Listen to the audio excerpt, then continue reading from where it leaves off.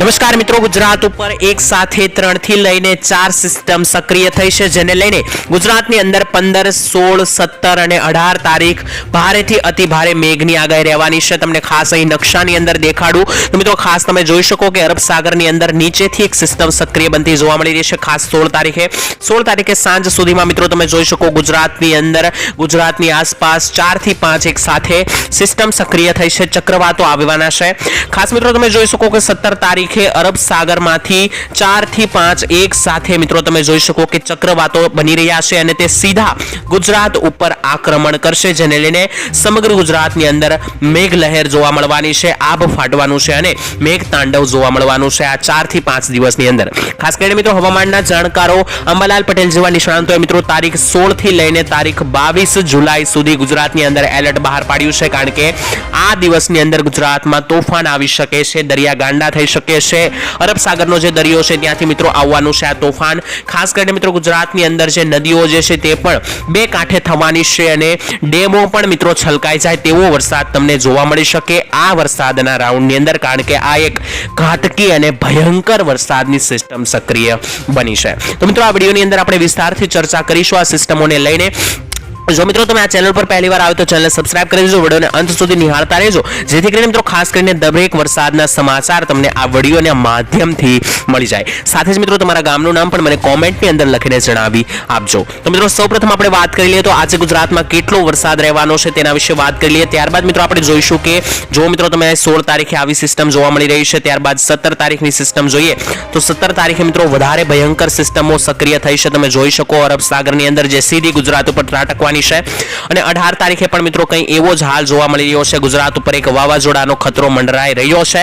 તેના વિશે મિત્રો ચર્ચા કરીશું આ વિડીયોના અંત સુધીમાં. અત્યારે મિત્રો આપણે ચર્ચા કરી લઈએ તો ખાસ કરીને આજના વરસાદના રાઉન્ડ વિશે કે આજે ગુજરાતની અંદર કયા કયા વિસ્તારોની અંદર ખાસ કરીને મિત્રો વરસાદ જોવા મળી શકે. તો ખાસ મિત્રો આજે ગુજરાતના સૌરાષ્ટ્રમાં ભયંકર વરસાદની આગાહી રહેશે.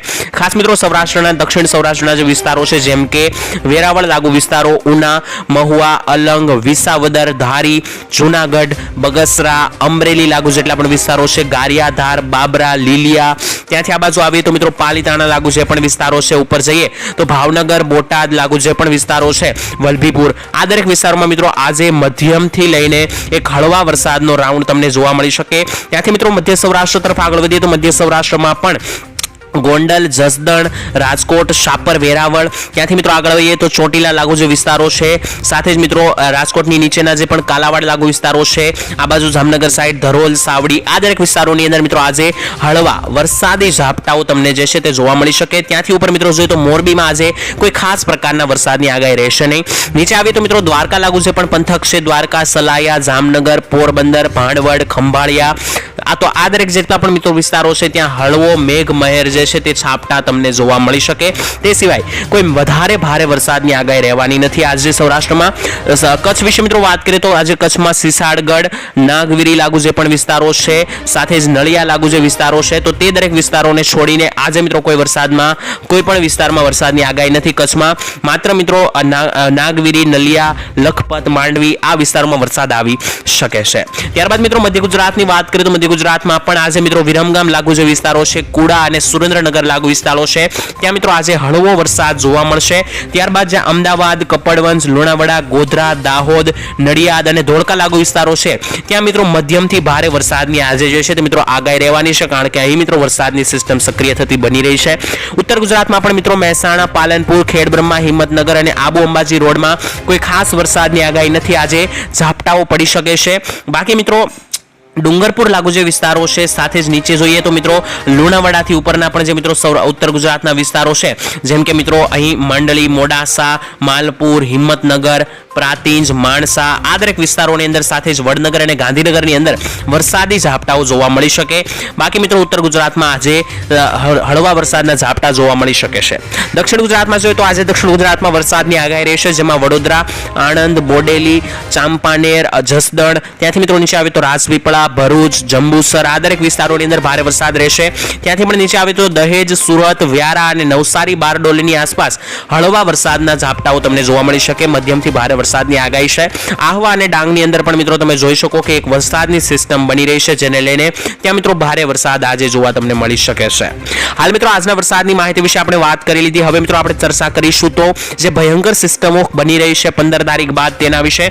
મિત્રો તમે જોઈ શકો કે 15 તારીખે જ સાંજે 7 થી 8 વાગ્યા આસપાસ જે છે તે સિસ્ટમ એક્ટિવેટ થઈ રહી છે અને મિત્રો 16 તારીખે તમે જોઈ શકો કે ગુજરાતમાં મેઘ તાંડવ જોવા મળી રહ્યું છે। ખાસ મિત્રો તમે જોઈ શકો કે એક સાથે બે સિસ્ટમ આવી રહી છે। નીચે મહારાષ્ટ્રથી જે સિસ્ટમ ગુજરાત તરફ આગળ વધશે તે મિત્રો દક્ષિણ ગુજરાતના વલસાડ, નવસારી, સુરત અને આહવા ડાંગની અંદર ખેદાન મેદાન કરશે અને જે મિત્રો બીજી સિસ્ટમ અરબ સાગરમાંથી ચક્રવાત બનીને ગુજરાત તરફ આગળ વધી રહ્યું છે તે મિત્રો 16 તારીખે સવારે 10 થી 12 વાગ્યા આસપાસ ત્રાટકશે સૌરાષ્ટ્ર ઉપર અને મિત્રો તમે જોઈ શકો કે સૌરાષ્ટ્રના મોટા ભાગના વિસ્તારોની અંદર ખેદાન મેદાન થવાનું છે, આબ ફાટવાનું છે, કારણ કે મોટા ભાગના વિસ્તારો ભાવનગર, અલંગ, અમરેલી જિલ્લો, જુનાગઢ જિલ્લો આ સમગ્ર જિલ્લાની અંદર મિત્રો મેઘ તાંડવની એક લહેર છે અને ખેડૂતોને સાવધાન રહેવું જોઈએ, કારણ કે મિત્રો આ વરસાદ જે આવશે તે તોફાનનો વરસાદ આવવાનો છે।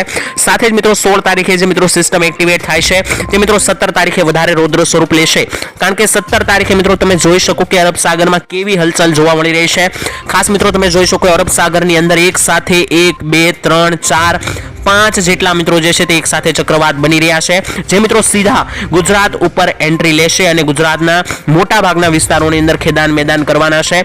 સૌથી વધારે મિત્રો નુકસાન જે થશે આ સિસ્ટમ અને આ ચક્રવાતને કારણે તે મિત્રો સૌરાષ્ટ્રના વિસ્તારોમાં થશે, કારણ કે સૌરાષ્ટ્રમાં જ તેની સીધી અસર થવાની છે, જેને લઈને મિત્રો સૌરાષ્ટ્રમાં સૌથી વધારે નુકસાન જે છે તે આ સિસ્ટમનું થશે। એમાં પણ પોરબંદર, જુનાગઢ, દ્વારકા, જામનગર, રાજકોટ, અમરેલી જિલ્લો, ભાવનગર જિલ્લો સમગ્ર જિલ્લાઓની અંદર મિત્રો મહુવા, પાલીતાણા લાગુ વિસ્તારો તો આ દરેક સમગ્ર જિલ્લાની અંદર મિત્રો વરસાદ આવશે। સમગ્ર સૌરાષ્ટ્રમાં આની અસર જોવા મળવાની છે અને દક્ષિણ ગુજરાતના સુરત, વલસાડ, વડોદરા, આહવા, ડાંગ, બારડોલી આ વિસ્તારોની અંદર પણ મિત્રો સીધી મેઘમહેર આ સિસ્ટમને લઈને જોવા મળશે અને મિત્રો આજે 17 તારીખે એક સાથે 4 થી 5 સિસ્ટમ અહીં બની રહી છે અરબ સાગરની અંદર, તેની સીધી અસર મિત્રો કચ્છ લાગુ વિસ્તારોમાં પણ સીધી મિત્રો અહીંથી જોવા મળી શકે અને જો મિત્રો સિસ્ટમ વધારે આગળ વધીને ચક્રવાત વધારે તોફાન વાળું બને છે તો મિત્રો તે પવનના લહેરખા સાથે આગળ વધીને ઉત્તર ગુજરાત સુધી અને મધ્ય ગુજરાત સુધી પણ પહોંચી શકે છે અને મિત્રો 17 તારીખે પણ આ મિત્રો પૂરું નથી થતું। તમે જોઈ શકો કે 18 તારીખે પણ અહીં મિત્રો અરબ સાગરમાં હલચલ જોવા મળી રહી છે, લગાતાર 18 તારીખે પણ જોવા મળી રહી છે।